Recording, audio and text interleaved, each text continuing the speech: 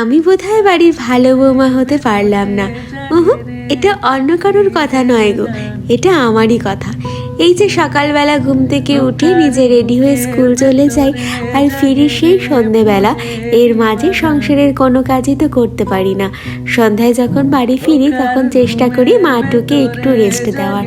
রাতের রান্নাটা আমিই করি, তবে সেটাও রোজ পারি না গো, কারণ যারা প্রাইভেট সেক্টরে আমার মতন জব করে তারা জানে কতটা খাটুনি হয়। বাড়ি ফিরে মন চাইলেও অনেক সময় শরীর দেয় না।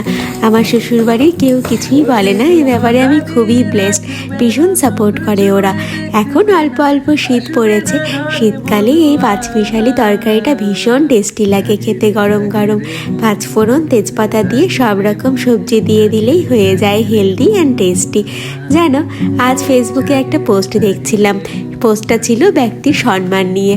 আমি এমন একজন মানুষ যে সবার সাথে হেসে খেলে মন খুলে কথা বলবো।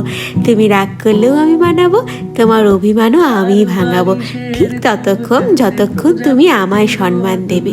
সে তুমি আমার থেকে ছোটই হও আর বড়ই হও, দিনের পর দিন আমায় টিস করলে, ছোট করলে, আঘাত দিলে বা অসম্মান করলে তুমি শুধুই আমার থেকে অনাদরই পাবে।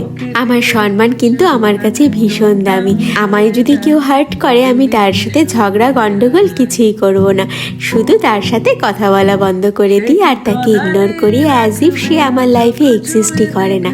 সে আমি তোমার থেকে ছোট হই বা তোমার থেকে বড় হই, আমার সাথে ভালো ব্যবহার করলে আমি তাকে আমার সবটা দিয়ে ভালোবাসবো, সবটা দিয়ে আগলে রাখবো। তোমাদের সাথে কথা বলতে বলতে আমার যে কখন সময় চলে যায় আর গল্পই থামে না। তোমরা এই তরকারিটা খেতে কারা কারা ভালোবাসো অবশ্যই কিন্তু জানিও। আর তোমাদের সাথেও কি এরকম কোনো অভিজ্ঞতা হয়েছে? আজ তবে আসি, চলো টাটা।